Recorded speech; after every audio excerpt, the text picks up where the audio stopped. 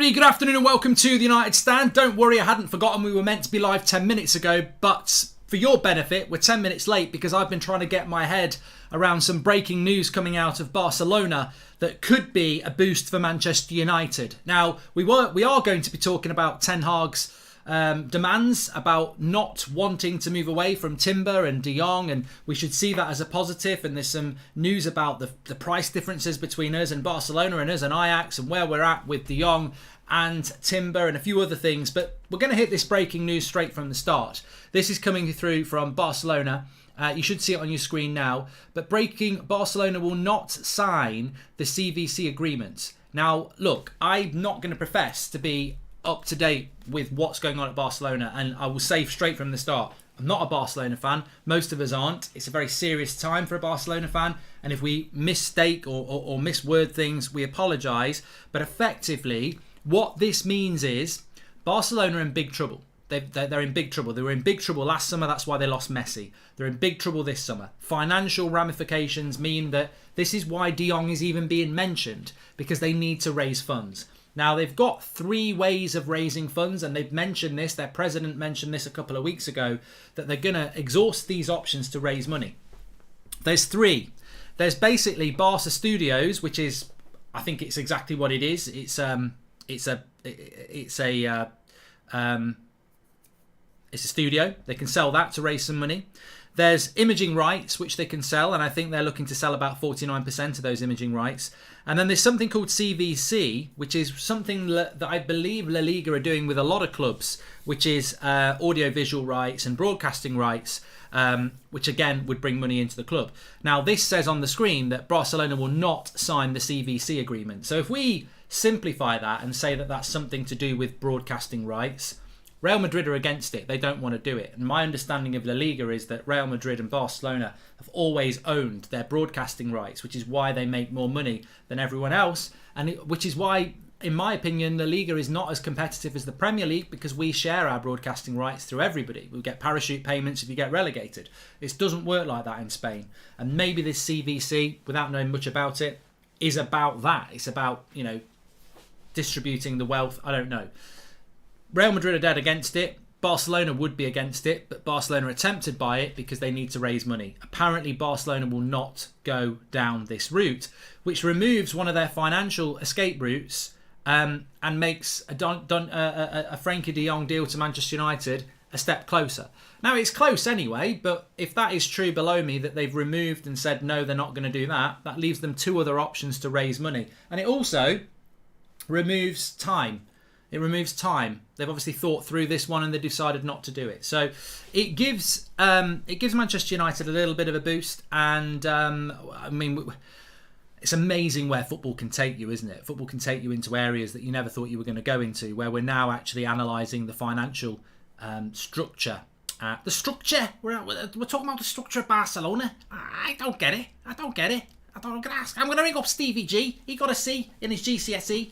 But look, effectively, in simplistic terms, Barcelona have got three options to raise money through giving up percentages or selling things that are not players, and one of them's off the table. So, look, you know what? I read what a Barcelona fan said about 10 minutes ago, and they said we shouldn't be selling our soul for short-term gain. And what they were basically saying is we basically should cut wages by half, and we should sell some players and retain everything that we have. So I think that there's obviously a lot of confusion around Barcelona at the moment, but some Barcelona fans would rather they kept control of their club. They don't want to give up Barca Studios. They don't want to give up imaging rights. They don't want to give audiovisual rights up. They don't want to give up broadcasting rights. They want to keep hold of it. So it's going to be very interesting. Barcelona have got basically two options. I was speaking to a journalist about an hour ago, and they were saying that one of the articles that are out there was quite inaccurate. And the reality is Barcelona are very much thinking about halving wages and selling a couple of players, because that will raise them the money and then they don't have to do all the other financial deals. I think idealistically, the simplest way of explaining this is that Barcelona owe money and they want to buy players. They can sell players to pay that money and get those players in, or they can take a short-term boost of money, which will long term potentially hit them because they're going to have to give or sell things or percentages, etc. Thanks for keeping us in the know, Mark. Hi, Mark. So, hi, Mod, says Luke82. Thank you too. Well, hopefully that explains a little bit of breaking news there. So Barcelona are effectively saying no to one option to raise some money, and they've only really got 2 more to do. There is another update. I'm just going to whack you on the screen here. Barcelona prefers to overcome financial issues by reducing salaries, and the sale of an important player like Frankie de Jong is not ruled out. This makes sense. Look, of course, I'm going to prefer Barcelona to go down this route because it maybe benefits us, but ultimately it might not. Maybe de Jong will go to a different club. Maybe de Jong will go to PSG. But from Barcelona's point of view, rather than giving up percentages of your image rights or your studios or anything else like that, maybe in the short-term pain, it is better to take a hit by raising money through sales and retaining your commercial rights rather than giving them up for short-term gain. So it'd be interesting to see. I certainly think that in relation to de Jong, and this is what I was going to be talking about, so it feeds nicely into the show. One thing that people don't really take on board here is that, Timber's having second thoughts, as we discussed this morning. De Jong doesn't want to stay. But remember, Erik ten Hag is not telling the club to move on to different targets. He is still, as of today, as of right now, saying, I want Timber and I want de Jong. So for all the, it might happen stories, remember, Man United and Ten Hag are still very much pushing on Timber and de Jong. They've not backed off. They've not put the brakes on. They've not took a different route. They're still very much focused on these deals, which they have been for the last couple of weeks. So I think you've got to take the positives in that. I've said this many times. Until we get to the point where I'm not 75% sure that we're going to get de Jong, or I'm not 80% sure that we've got Timber. And to get to that point, something big has to happen. Whether it's from a source, whether it's from a journalist, whether it's from wherever. We haven't hit that point yet. And Ten Hag certainly hasn't hit that point where he's like, give up on that, let's go and do something else. So you've got to take points. You've got to take that. You're clutching at straws here, says Mark, says Glenn. Glenn, I'd basically say that you are the most uninformed prat in the chats. What does that even mean? You're clutching at straws. You've given absolutely nothing. You're one of those people who walks into a pub, shouts a sentence, and then walks out. Give us something more than you're clutching at straws. I've just explained to you the financial ramifications and options of Barcelona Football Club, who I don't even support. Glenn's just come in and said, you're clutching at straws, bye. You know, you're like the caller on a call-in, aren't you? You know, today we're discussing who's better and why. Is it Fred? Is it McTominay? Glenn calls in, Fred, bye. Give us something more, Glenn. Come on, give us something more. We're better than that. Surely we're better than that as a community. So anyway, look, I don't feel I'm clutching at straws. And to be fair to Glenn, he's probably on the wind-up because that's exactly what I'm trying to say. Ten Hag, Manchester United are still full steam ahead on Timber and de Jong. So I don't see why I or you should suddenly be going, it's not going to happen, it's not going to happen. The club factually are still going for both of those signings. When they aren't, you will know about it. It'll come from Simon Stone, it'll come from Manchester Evening News, it'll come from James Ducker, it'll come from Laurie Whitwell, it will come from the normal sources who get that information that we're pulling out, and we're not pulling out at the moment. We're full steam ahead. And look, the Barcelona situation, I'm not massively, I think Barcelona are a fantastic football club. I'm not massively into what they're doing, but you know, the financial thing is very interesting, and ultimately in the simplest sense, they're trying to find ways of raising money. And I would say this: what decision do you make? You own a house, you've got cars on the drive, so you own a house and you owe $1 million, right? That's probably a lot of money, actually. Let's say you own a house and you own you own a house and you owe £100,000. Do you sell some things like your car on your drive when you've got 3 cars? Do you sell, you've got a car that's worth 150 grand. Do you sell that car and pay off your 100 grand and then get something else with the 50 grand? Or do you keep your car on your drive and borrow more money? and that's basically what Barcelona have got to figure out. They're not necessarily borrowing because they're selling assets in their club, but in the long run that could hurt them. DJ, welcome to Members Club. I don't want to rock, DJ. And Tadar in Sar is incoming. Loved the going for Goldbridge, says James Bellow. Yeah, a brand new going for Goldbridge is up. I'll drop the link in the chat at the end, actually. We've also got this Donny van der Beek video we put up this morning that a lot of people are enjoying as well, if you didn't see it. But why am I wearing a shirt, somebody said? Because it's Champions League final day on my FIFA career mode. Atletico Madrid, it's not straight after this. Done. We need alternatives. I think my stream may well have just dropped out there, so I would say refresh, maybe. I don't know whether it actually did. I think it did. Refresh. My streaming service said it didn't go down, but I definitely saw something go there. So it was frozen for a moment. Could this be the blow that officially confirms to De Jong that he's not wanted there and may push him to move on, says Chris? I do think that at some point Frankie De Jong will get frustrated by this uncertainty and it may force him out. But look, I was going to mention this. I didn't realise we were going to get the Barcelona story. So where are we at with De Jong and Timber at the moment? There's lots of conflicting stories, okay? Somebody last night messaged me and said, is it true that we're 30 million apart between what we want to pay and what Barcelona want? No. Is it true that we're 20 million apart between what Ajax and what want for Timber and what we want to pay? No. Not. Electro Dan 43. I'll tell you the difference between De Jong, but first of all, let's just take you this story, which is from De Telegraph. So De Telegraph are saying that Man United's, Timber's price tag of 40 million euro is considerable, but is not unsurmountable for Manchester United. So 40 million euro is about 34 million pounds for Manchester United. Now remember we were talking about this 2 weeks ago. Electro Dan, welcome to the Members Club. This transfer fee for Timber, we are probably about 10 million euros apart. So I think they want 40 million euros, which is about 34 million quid. And we want to pay about 30 million euros, which is about 24 million quid. We're off with that. We should be paying 30 million. So we're very close. We're very close to what I always said, 32 million for Timber. I think 34 million is a fair price. He is 20 and he is a centre back, but I think that's probably about right. So I don't think we are. We're not far off. Literally.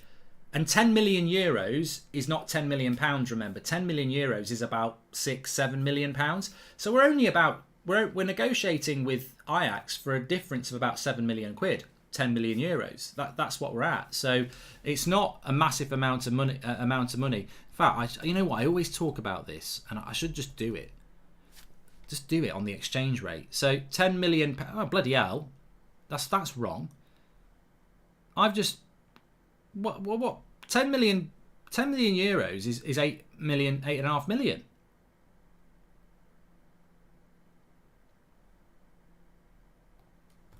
There you go. It's less than that then. Okay, so it's about 10 million between the two. 10 million between the two. 8.5 between the two, which is next to nothing. With De Jong, Barcelona want to pay 80 million euros, and we want to pay about, I would say, just below 70 million euros. So basically, Barcelona want about 75 million and we want to pay about 65 million. So again, we're only about 10 million pounds apart between what Barcelona want and what we want. And we're only about 8 million apart between what Ajax want and what we want to pay. So over the both deals, we're about 18 million pounds short. We can definitely negotiate that. I think it will come down to add-ons. Of course, you've got to have the green tick in everybody's corner. United are a green tick on De Jong and Timber. Timber's a green tick on coming to us, and Ajax really want to keep him. Barcelona are a green tick. De Jong maybe not, but Barcelona are trying to find other ways. So we're not far apart. I don't buy into this whole with 30 million pounds off what Barcelona want. That's just ridiculous. 30 million pounds. We're nowhere near that. That's nearly 50% of what we're going to pay for him. So we're not in that situation. And I think that if I was predicting based on everything I know about what's going on, the stumbling block is that Ajax would like to keep Timber for another year, and Barcelona would like to find a way of raising the money so they don't have to sell De Jong. And I think those things need to come to conclusions very, very quickly. You can't dither. We were speaking this morning about Timber and he might be indecisive. And I read the article in the Telegraph, which I hadn't read this morning in any depth. And a lot of it's just about, I don't feel that Ajax think they've definitely changed Timber's mind. I think they think there may be a chance of it. So I'm not massively concerned, to be honest with you. I really am not. We'll have to just wait and see. Hi Mark, watching live from Colombia. Really excited about the outgoings, says Jose. We can welcome Dembele to Chelsea's... Okay, alright. And why are we trying to sign De Jong, who does not want to come to this club? I think we've spoken about that, Dylan, so many times. I don't think it's worth going over again. Persuading players to come is nothing new.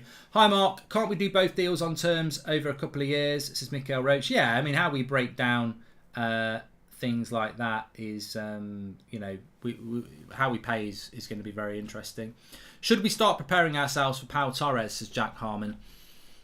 No, I don't think we should. And as I said, Ten Hag is still, as of today, absolutely focused on De Jong and Timber. So the club have got to do everything they can to do that. These are his number one targets. The minute you say, okay, defeated on De Jong or Timber and you go for Torres or Neves, is that's disappointing for Ten Hag. That's disappointing for the club because they're not the players that they wanted. And you know what? If you think about it at Christmas time and you really, really, really want a PS5 and you open up that box and it's not a PS5, it's an Xbox, well, I mean, that's fine, but it ain't a PS5. So, look, you've got to think of it like that. And I know I'm using an analogy of Christmas presents, but this is somebody we're trying to please. This is somebody we're trying to convince. This is somebody we're meant to believe in. This is somebody that we're selling to the world that's going to change this club around. How can he change this club around when you don't deliver to him what he wants? So, as I say, I'm far from giving up on either of these transfers based on conversations, based on what's in the media, based on opinion.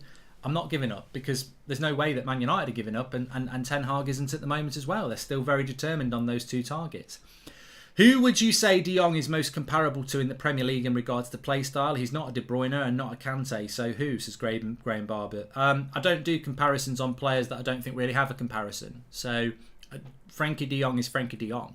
If you watch him, you will see that. Maybe watch him play tomorrow night. If he's going to play, I think they're playing Belgium tomorrow night. Like he's his own unique player.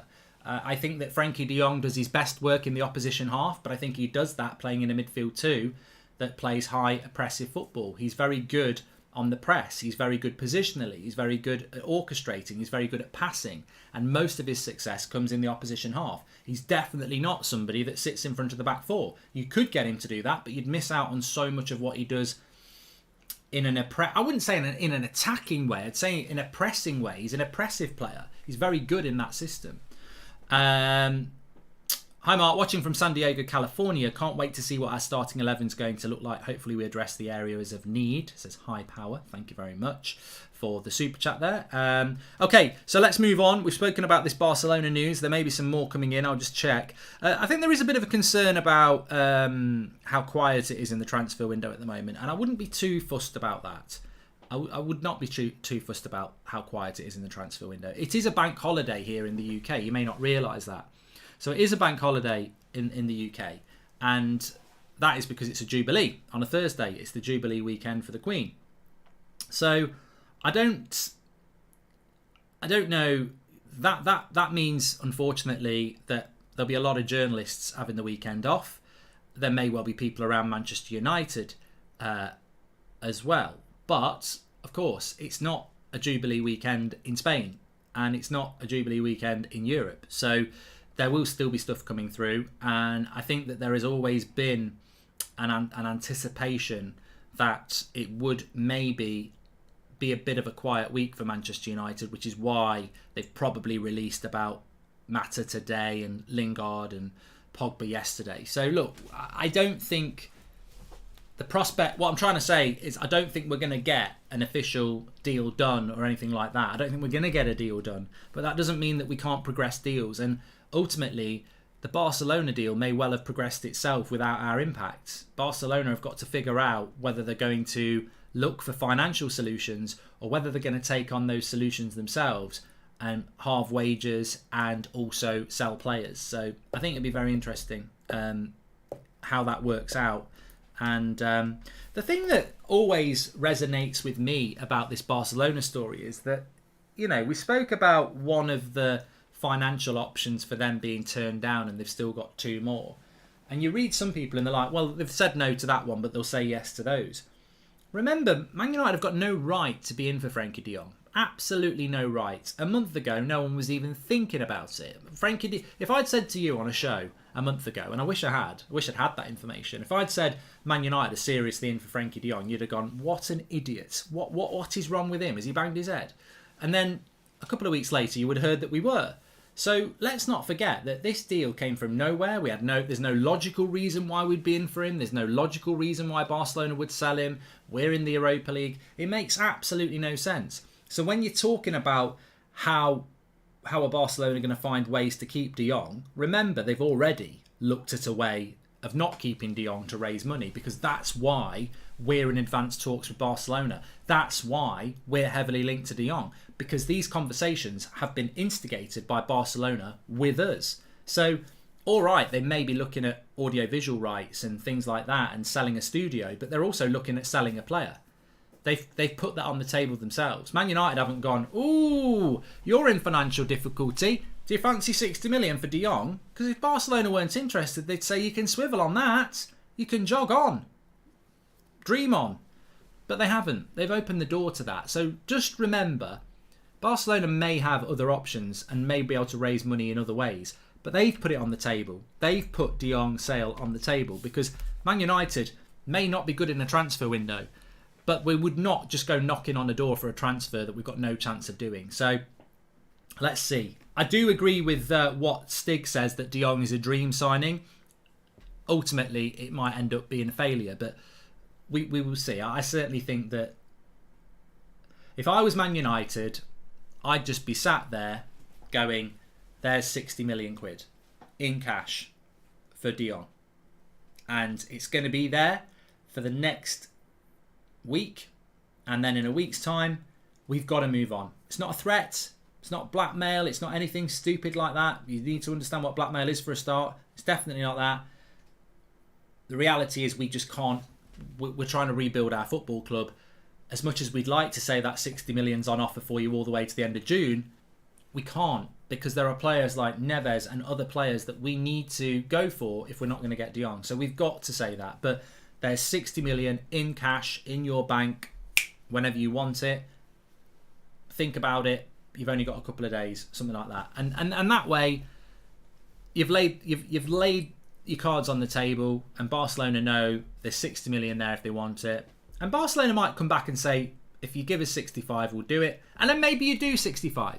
But maybe they come back and say, well, we'll take the 60 million, but we want another 15 in add-ons if you get into the Champions League next year, or for the next 3 years, in which case you'd probably do it as well. So yeah, look, Man United just need to put something on the table. Simple as that. Simple as that. Which I think they will. Mode says, Mark, go live and play the final now. I need to see it before I go to sleep. I will try and get live on Twitch for about 3 because I've got 3 league games and a Champions League final to play. So it's going to be quite exciting. But yeah, I'm not going to do it now. We're not going to do it now, obviously. I'd do 60 million, says Rahul. And I still think we won't get a CDM, even though we don't definitely know how Ten Hag will play, says Jason. We're not going to... I mean, I feel like this is a topic that we're going to keep revisiting. We're not going to play with a holding midfielder. It's not what Ten Hag does. He doesn't play with one. He plays with 2 midfielders who share responsibility. One may have more defensive responsibility. And another reason why we wouldn't play with one holding midfielder anyway is because we don't have one. And the market is not actually that great to bring one in. If I said to you, go and get me a specialist holding midfielder, the one that only really jumps out is Declan Rice, which you can't get. Then, I mean, is Calvin Phillips really a holding midfielder? We're not going to get him anyway, but is he really a holding midfielder? He tends to play in a midfield too. None of the ones we've currently got. So, one Ten Hag doesn't play with one holding midfielder, and two, the market doesn't really present an identifiable good holding midfielder out there. So Bissouma doesn't really play in a holding role on his own. He sort of plays in a two. So Rodri does it. Definitely. And Ndidi does do it. But Ndidi's going to cost you... It's Leicester. They're going to want 70 million. And he's quite injury prone. So I just don't see us doing that. I don't really. It's funny, actually, because I was having a bit of a debate this morning. I don't know whether anyone saw it. They're going to announce Manchester United's Player of the Year on Saturday. I mean, I'd rather someone announce that I'm having beans on toast for dinner on Saturday. I really don't care. Ronaldo will probably win it because Ronaldo wins any poll. I would have gone for De Gea, but Ronaldo's not a bad choice. The third option, the top three, are Fred. Fred's in there.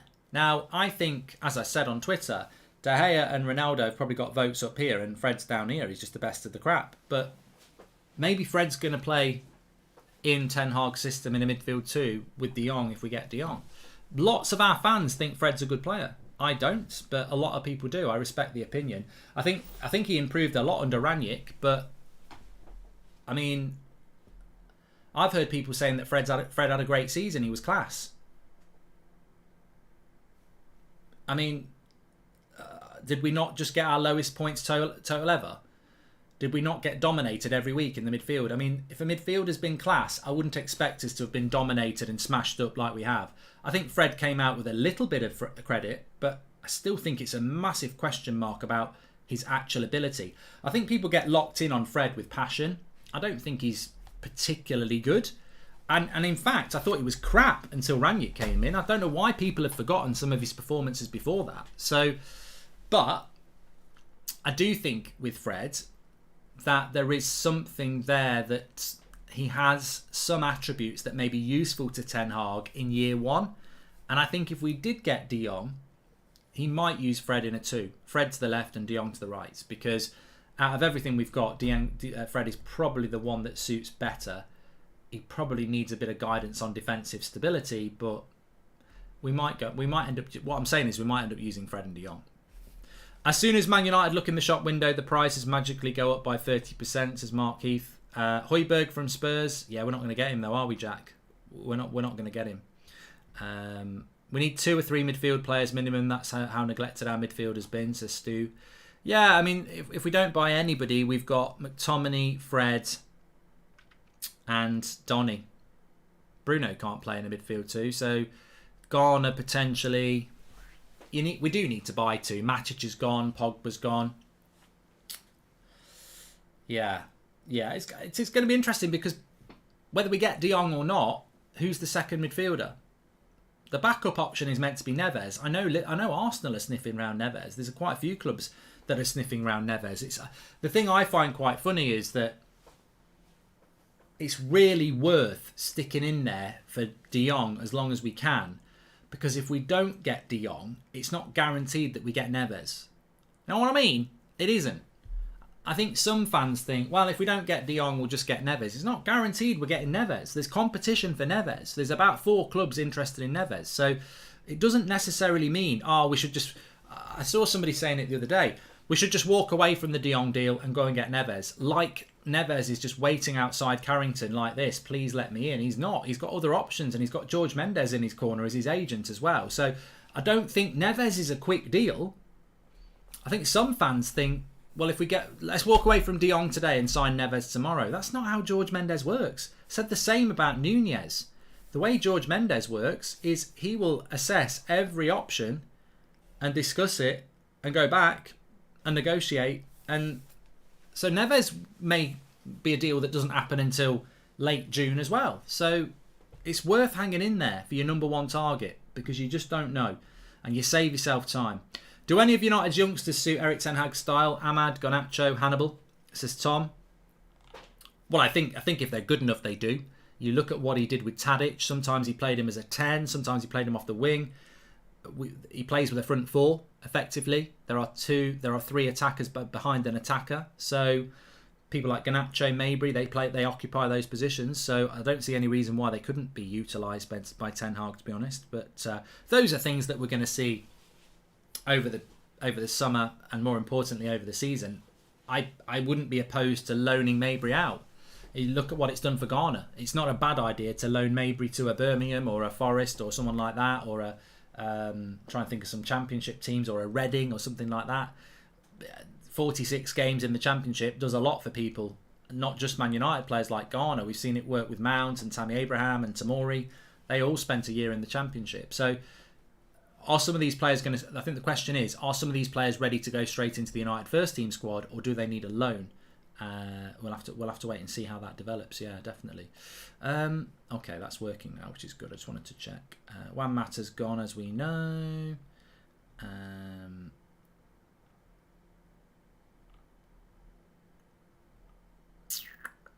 Paul Pogba will be paid a £4 million loyalty bonus.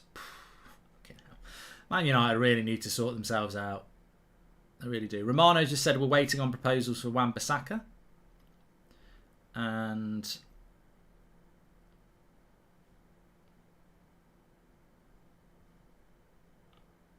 I can't believe all these interviews that we've got coming out with Lingard and Pogba.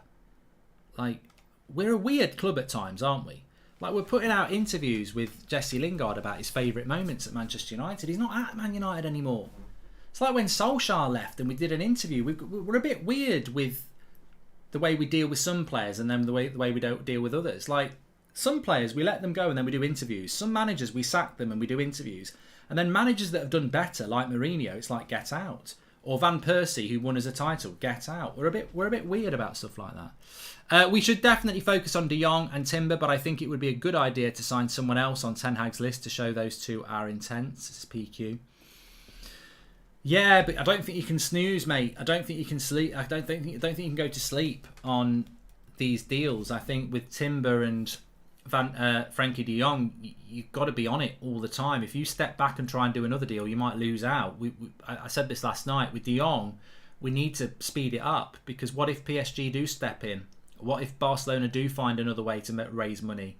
We really need to be there saying, there's the money, take it, and try and make them take the money. So, yeah, and with Timber, if he is uncertain, which I don't necessarily think he is, if he is uncertain, we've got to be in his ear saying, don't be uncertain. Snooze, you lose, basically. We can't take our eyes off these deals. We've got to move them along quick, but we can't go wandering off to another deal to come back. We'll miss out, definitely. Anyway, look, that's your afternoon update.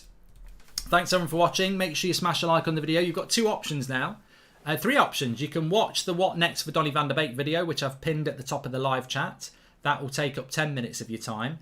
I'm going to be on Twitch in about half an hour for my Champions League final. Be putting my suit jacket on and the final 3 league games of the season. Can we win it? And also, you can go and check out Going for Goldbridge. I've got a new video out.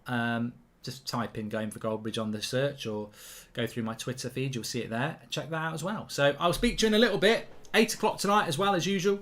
And yeah, do join me on Twitch. It's going to be exciting. It's been very exciting so far.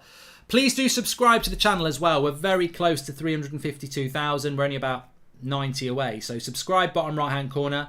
I'll speak to you all in a bit. Thanks everyone for tuning in. Really enjoyed the show. Let's see what happens with this Barcelona drama. 1 down, 2 to go.